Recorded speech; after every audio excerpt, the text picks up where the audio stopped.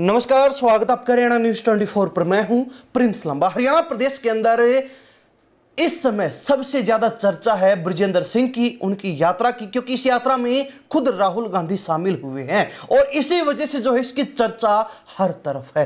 खैर, अब सवाल यह भी उठता है कि दुष्यंत चौटाला पर जब किसान विरोधी होने का ठप्पा है, किसानों ने अपना गद्दार होने का ठप्पा लगाया है, तो फिर बृजेंद्र सिंह पर यह ठप्पा क्यों नहीं? क्योंकि जिस समय किसान आंदोलन चल रहा था उस समय हरियाणा प्रदेश के अंदर सत्ता पक्ष में बैठकर सत्ता का मजा लेने वालों में, आनंद लेने वालों में ना केवल अकेले दुष्यंत चौटाला थे, बल्कि बृजेंद्र सिंह, वीरेंद्र सिंह और उनका पूरा परिवार भी था। उस समय बृजेंद्र सिंह बीजेपी के हिसार लोकसभा से सांसद थे।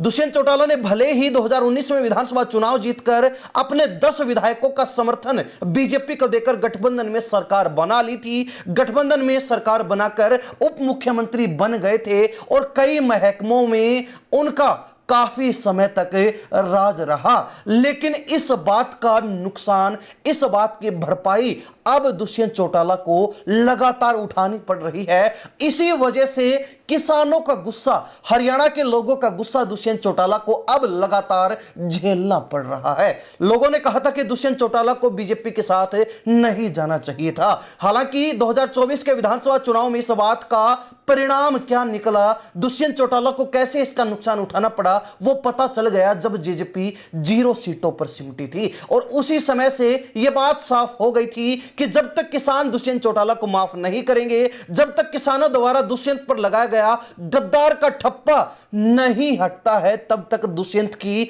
नैया पार लगना, दुष्यंत का राजनीति में आगे बढ़ पाना मुश्किल ही नहीं, नामुमकिन है। हालांकि किसानों के इस गुस्से का नुकसान जो है दुष्यंत चौटाला लगातार उठा ही रहे हैं। साथ ही एक के बाद एक, एकाएक जब भी कार्यक्रम होता है, जब भी मौका मिलता है, किसानों से पूरा परिवार माफी भी मांग रहा है। लेकिन अब दुष्यंत चौटाला ने एक सवाल खड़ा कर दिया कि अगर मैं सरकार में सहयोगी होने के कारण किसानों का गद्दार हूं, तो फिर बृजेंद्र सिंह की माता प्रेमलता, उनका पूरा राजनीतिक परिवार किसानों का गद्दार क्यों नहीं है? क्योंकि जिस समय दुष्यंत चौटाला हरियाणा सरकार में बीजेपी के साथ साझी थे, उसी समय वीरेंद्र सिंह और बृजेंद्र सिंह की माता प्रेमलता भी बीजेपी में ही सत्ता सुख का भोग कर रहे थे, सत्ता सुख का आनंद ले रहे थे। यह बात हर किसी को पता है। हालांकि 2014 में ही बृजेंद्र सिंह के परिवार की भाजपा में एंट्री हो गई थी। सबसे पहले बृजेंद्र सिंह के पिता वीरेंद्र सिंह, उनको बीजेपी ने राज्यसभा सांसद बनाने के साथ साथ केंद्रीय मंत्री भी बनाया था। हालांकि बीजेपी में आने के बाद 2 बार जो है लगातार वीरेंद्र सिंह राज्यसभा सांसद बने और दोनों बार मंत्री भी रहे। फिर जब 2019 में चुनाव आते हैं तो उनके बेटे बृजेंद्र सिंह को हिसार लोकसभा से चुनावी मैदान में उतारा जाता है। बृजेंद्र सिंह चुनाव जीत भी जाते हैं और बीजेपी सांसद भी बन जाते हैं। हालांकि इसी के साथ आपको बता दें कि 2014 में ही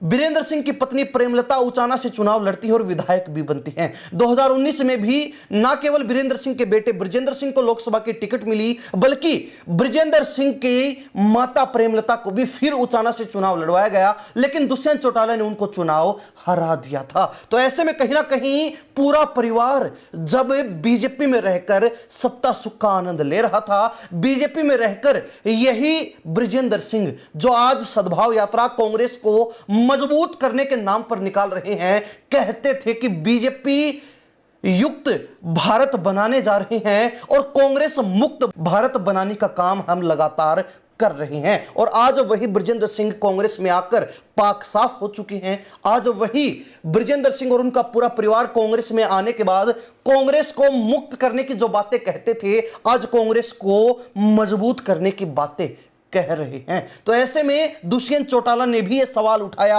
और यह सवाल बनता भी है कि क्यों दुष्यंत चौटाला आज भी किसानों के गद्दार हैं और क्यों बृजेंद्र सिंह, वीरेंद्र सिंह और प्रेमलता किसानों के गद्दार नहीं हैं? क्यों किसानों ने उनको माफ कर दिया? क्या इस वजह से कि वो 2024 के विधानसभा और लोकसभा चुनाव से पहले बीजेपी छोड़कर, सत्ता को छोड़कर और अपने फायदे के लिए, अपना मुनाफा देखते हुए कांग्रेस में आ गए थे? क्या यही वजह है कि किसानों ने इनको माफ कर दिया? क्योंकि उस समय उनको लग रहा था कि कांग्रेस की लहर आने वाली है और इस लहर में अगर उनको कहीं से भी चुनाव लड़ने का मौका मिला तो उनकी बाजी पार लग जाएगी। लेकिन बृजेंद्र सिंह और उनके परिवार को यह मालूम नहीं था कि कांग्रेस में आने के बाद उनको भी भारी नुकसान उठाना पड़ेगा। कांग्रेस में आने के बाद जहां लोकसभा चुनाव में उनको कहीं से भी चुनाव लड़ने के लिए मौका नहीं मिला, कोई टिकट नहीं मिली, इसके बाद जब विधानसभा चुनाव आया तो पूरे परिवार में से जहां तीन तीन नेता एक परिवार में है, उनमें से सिर्फ एक बृजेंद्र सिंह को उचाना से विधानसभा की टिकट दी गई और वहां पर भी वो 32 वोटों से बीजेपी प्रत्याशी से चुनाव हार बैठे थे, जिसका केस भी अभी हाई कोर्ट में चल रहा है। खैर, इन सब बातों के विपरीत अब सवाल यह उठता है कि बीजेपी छोड़कर कांग्रेस में आते ही यह गद्दारी का ठप्पा बृजेंद्र सिंह और उनके परिवार से कैसे हट गया और दुष्यंत चौटाला जो अब सत्ता में नहीं है, बीजेपी के साथ गठबंधन में नहीं है, बीजेपी के किसी तरीके से सहयोगी नहीं है, तो उन पर आज भी यह ठप्पा क्यों लगा हुआ है? क्या किसान चेहरा देखकर टीका कर रहे हैं या फिर कुछ और बात है? ये हम नहीं कहते, ये दुष्यंत चौटाला सवाल उठा रहे हैं। खैर, वो बात अलग है कि दुष्यंत चौटाला के पिता के द्वारा जो बयान दिया गया था वो आज भी किसानों को चुभता है। किस तरीके से जो है किसान बार बार इस बात को उठाते हैं कि उनको बीमारी कहा गया था, और ऐसे में कहीं ना कहीं जब दुष्यंत चौटाला को भी किसानों की खापों की संगठनों की जरूरत पड़ी तब उन्होंने यही कहा कि हम उस समय किसान आंदोलन के समय अगर बीमारी थे तो आज आप लोग इस बीमारी के नजदीक क्यों आ रहे हैं? और इसी वजह से अब दुखी होकर कहीं ना कहीं अपने आप को पीड़ित समझकर दुष्यंत चौटाला ये सवाल उठा रहे हैं कि किसानों के लिए अगर वो गद्दार हैं तो उनके साथ बीजेपी में रहकर सत्ता सुख भोगने वाले बृजेंद्र सिंह, बीरेंद्र सिंह और प्रेमलता गद्दार क्यों नहीं है? क्यों किसानों ने उनको माफ कर रखा है? खैर, हरियाणा प्रदेश की जनता दुष्यंत चौटाला के जो द्वारा जो सवाल उठाया गया है, जिस तरीके से बृजेंद्र सिंह को भी कटघरे में खड़ा करने का काम किया है, इसको लेकर अपनी क्या प्रतिक्रिया रखती है कमेंट के माध्यम से जरूर लिखिए। इन्हीं सब बातों के साथ मैं प्रिंस लांबा, हरियाणा न्यूज़ 24। नमस्कार, जय हिंद।